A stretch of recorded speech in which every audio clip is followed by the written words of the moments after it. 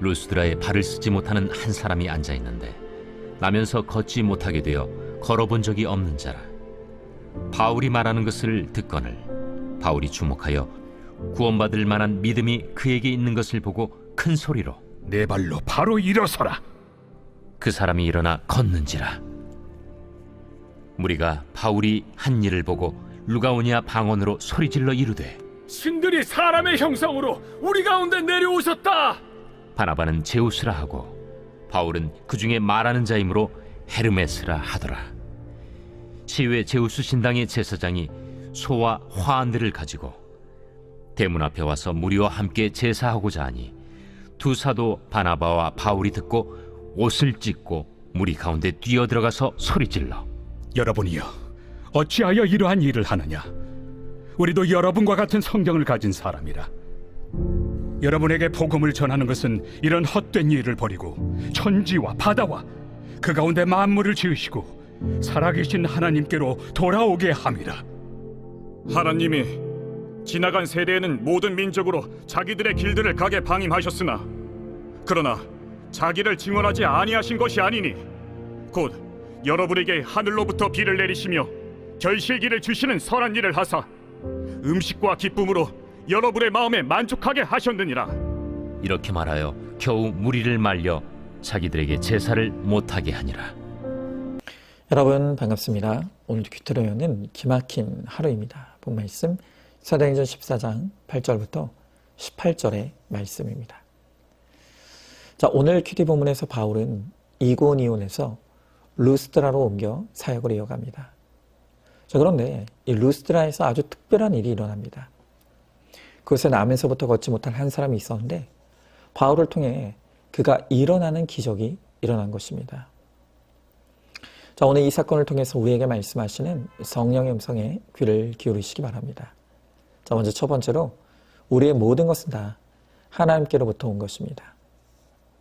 자, 8절부터 10절에 루스드라에 발을 쓰지 못하는 한 사람이 앉아 있는데 나면서 걷지 못하게 되어 걸어본 적이 없는 자라. 바울이 말하는 것을 듣거늘 바울이 주목하여 구원받을 만한 믿음이 그에게 있는 것을 보고 큰 소리로 이르되 내 발로 바로 일어서라 하니 그 사람이 일어나 걷는지라 그랬습니다. 자, 서두에 말씀드린 것처럼 루스드라에 간 바울이 그곳에서 날 때부터 걷지 못하는 한 사람을 만나게 됩니다. 자, 그런데 바울이 큰 소리로 일어서라 하니 그 사람이 일어나는 기적이 일어난 것입니다. 이 광경을 목격한 모든 사람들이 놀라게 됩니다. 우리가 뒤에서도 보게 되겠지만 우리는 늘 이런 놀라운 일을 목격하게 될 때 10중 8구 사람을 주목하게 됩니다. 그러면서 그 사람에게 어떤 탁월함과 특별함이 있는지를 분석하는데 열을 올리죠. 자, 그러나 오늘 바울을 통해 일어난 이 기적은 바울이 특별하거나 탁월했기 때문이 아니라는 것을 우리가 다 압니다. 어제 큐티 본문이었던 사도행전 14장 3절에 보면 바울이 주를 힘입어 담대히 말하니 라는 구절이 나옵니다. 자, 여기서 주를 힘입어 할 때 이 힘입다라는 뜻은 기대었다, 의지하였다 라는 뜻입니다. 자, 그러니까 바울은 자기 힘과 능력으로 사역한 것이 아니라 하나님의 힘을 의지하였고 하나님의 능력에 기대어 사역했다는 것입니다. 그러니까 바울을 통해 나타난 그 모든 능력과 힘은 자기의 것이 아니라 하나님으로부터 온 하나님의 것이었다는 것입니다. 자, 그런데 우리는 다 이 자존적인 교만이 있어서 내가 아무것도 없을 때는 하나님 나를 살려달라고, 하나님 나를 고쳐달라고, 하나님 나에게 물질을 달라고 하면서 하나님의 은혜를 구하다가도 하나님이 조금만 은혜 주시면 이게 다 내 노력 덕분이고 내 능력 덕이고 내 열심 덕이라고 착각하는 것입니다. 이처럼 하나님의 것을 내 것이라고 착각하는 우리에게 호세아서 2장 8절에서 하나님이 이렇게 말씀하십니다. 곡식과 새 포도주와 기름은 내가 저에게 준 것이요 저희가 바알을 위하여 쓴 은과 금도 내가 저에게 더하여 준 것이거늘 저가 알지 못하도다. 여러분, 방금 읽은 말씀에서 하나님은 우리가 먹는 곡식과 세포도주와 기름이 하나님이 주신 것이라고 말씀하십니다. 또 은과 금도, 그러니까 오늘날로 치면 우리가 번 돈도 하나님이 주신 것이라고 분명하게 말씀하시는 것입니다. 자, 그런데 이렇게 말하면 어떤 사람들은 저에게 이렇게 반문합니다. 아니, 목사님 무슨 말입니까? 내가 땀 흘려 일했고 내가 수고해서 돈을 벌었고 그래서 먹을 것도 얻었는데 그게 왜 하나님이 주신 것입니까? 라고 묻죠. 자, 그러면 저는 이렇게 되묻고 싶습니다. 그렇다면 내가 땀 흘리고 수고할 수 있었던 그 건강은 어떻게 주어진 것입니까? 더 근본적으로 내가 오늘 숨 쉬고 사는 이 생명은 어디로부터 온 것입니까? 여러분, 우리의 생명도 내 건강도 다 하나님께로부터 온 하나님의 것입니다. 하나님이 생명을 주셨고 건강을 주셨기 때문에 내가 땀도 흘릴 수 있는 것이고 수고도 할 수 있는 것입니다. 그러니까 하나님의 은혜가 아니었다면 우리는 사는 것 자체가 불가능한 인생인 것입니다. 여러분이 아시다시피 제 아내가 암에 걸렸을 때 나이가 37살이었습니다. 저는 제 아내가 너무 젊었기 때문에 당연히 건강할 것이라고 믿었습니다. 암은 상상도 해본 적이 없습니다. 저는 또 어떻습니까? 제가 뇌종양에 걸렸을 때 나이가 42살이었습니다. 저는 이런 병과는 아무 상관없는 사람인 줄만 알았습니다. 심지어 제 아내 암 사건을 옆에서 겪었으면서도 이 일을 저와 연결지어 본 적이 없었습니다. 그런데 이런 일을 겪어보니 당연한 것은 아무것도 없다는 것이 그것이 머리에서 가슴으로 내려오게 되었습니다. 여러분, 하나님이 어느 날 가져가시면 건강도 생명도 다 사라지는 것입니다. 오늘 내가 평범한 일상을 살아낼 수 있는 것은 내 수고와 노력 덕분이 아닙니다. 하나님이 내게 오늘을 주셨고 오늘 하루를 살 수 있는 생명을 주셨고 또 오늘 이 하루 일할 수 있는 건강을 하나님이 주신 것입니다. 그래서 우리가 돈도 벌 수 있고 또 먹을 것도 얻을 수 있는 것입니다. 여러분, 그렇기 때문에 우리는 그 누구도 내 것이라고 소유권을 주장할 수 없습니다. 내가 했다고 생색낼 수 없습니다.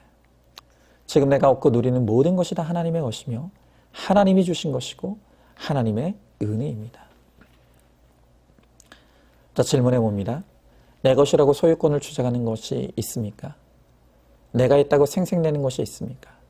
모든 것이 다 하나님의 것이며 하나님이 주신 것이며 하나님의 은혜임을 인정하십니까? 두 번째로 안 주시는 것도 은혜입니다. 자, 오늘 11절부터 13절의 말씀에 무리가 바울이 한 일을 보고 루가오니아 방언으로 소리질러 이르되 신들이 사람의 형상으로 우리 가운데 내려오셨다 하여 바나바는 제우스라 하고 바울은 그 중에 말하는 자이므로 헤르메스라 하더라. 시외 제우스 신당에 제사장이 소와 화환들을 가지고 대문 앞에 와서 무리와 함께 제사하고자 하니 그랬습니다. 자, 바울이 걷는 자를 일으키는 표적을 본 사람들이 바나바는 제우스고 바울은 헤르메스라고 칭찬하면서 그들을 신이라 하며 심지어 그들에게 제사하기까지 했습니다. 자, 그때 자신을 신으로 숭배하는 사람들을 본 바울이 어떻게 반응합니까? 자, 오늘 14절에 보니까 두 사도 바나바와 바울이 듣고 옷을 찢고 무리 가운데 뛰쳐 들어가서 소리 질러 그랬습니다. 자, 바나바와 바울은 자신들을 신으로 숭배하는 사람들을 보고는 옷을 찢고 소리를 질렀다고 했습니다. 하나님이 아닌 자신을 신으로 추앙하는 사람을 보면서 너무나 참담하고 깊은 슬픔을 느낀 것입니다. 여러분, 저는 이런 바나바와 바울의 반응을 보면서 정말 지난날의 제 모습과 너무나 비교가 되는 것을 느꼈습니다. 저는 사도 바울처럼 무슨 능력이 나타난 것도 아니었습니다.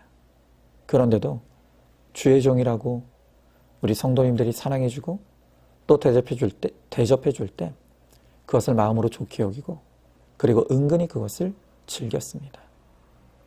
심지어는 사람들이 그렇게 저를 대접해주면 다 하나님의 은혜지요 라고 하면서 그런 저의 겸손한 척하는 모습까지도 인정의 도구로 삼았던 저였습니다.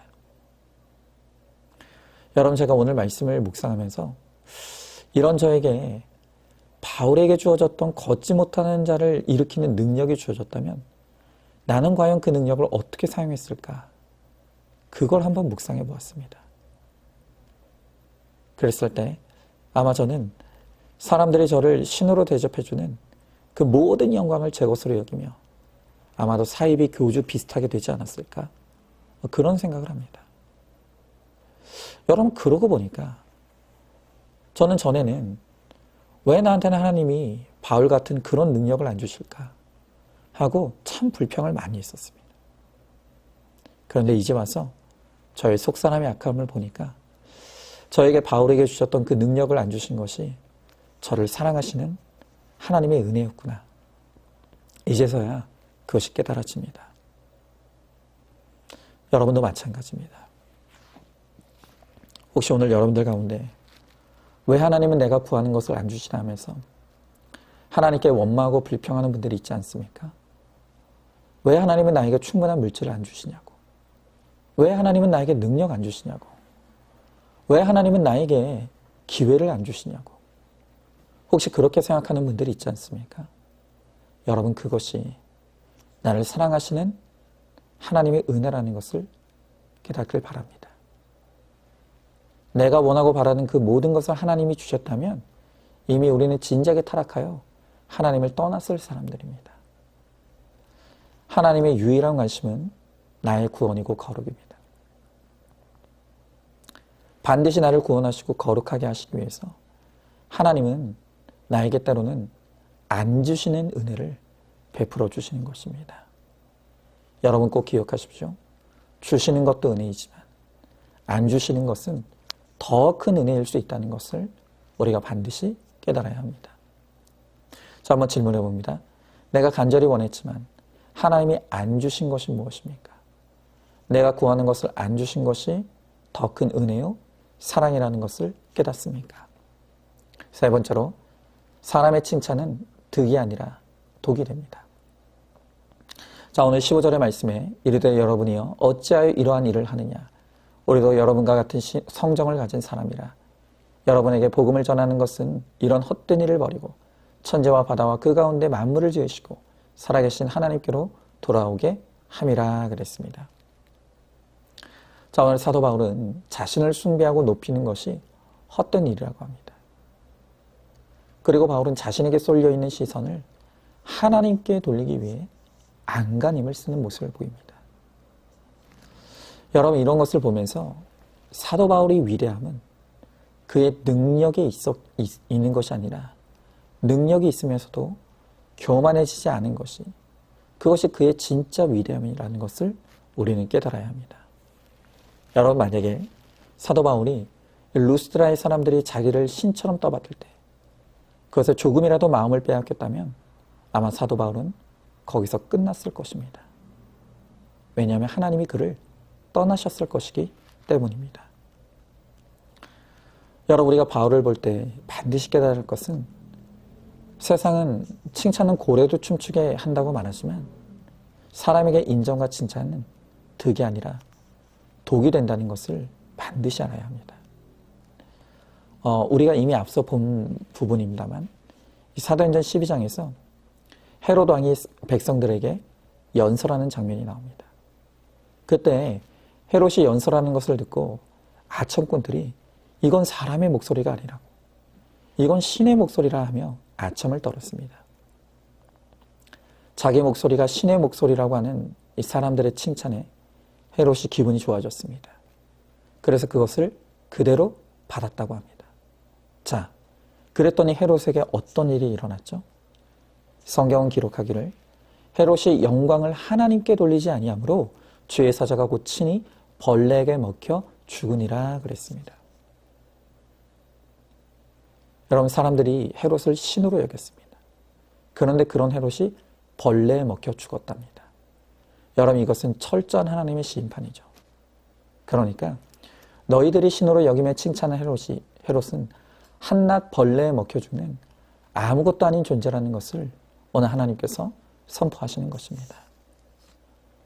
여러분, 우리는 헤롯을 보면서 사람들의 칭찬에 취하는 것이 얼마나 무서운 것인가를 알아야 합니다.